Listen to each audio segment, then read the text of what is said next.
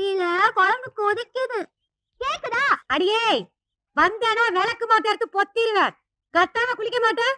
சாணியன உனக்கு கேக்குது, ஆனா இங்க கேக்கலையே.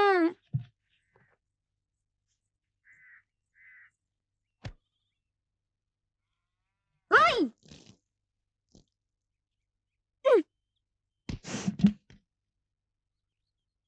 ஆத்தா, நான் போவாட மாத்த போறேன்.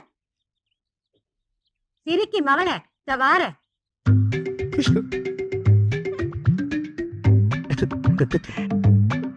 வந்து நான் கொண்டுறேன்.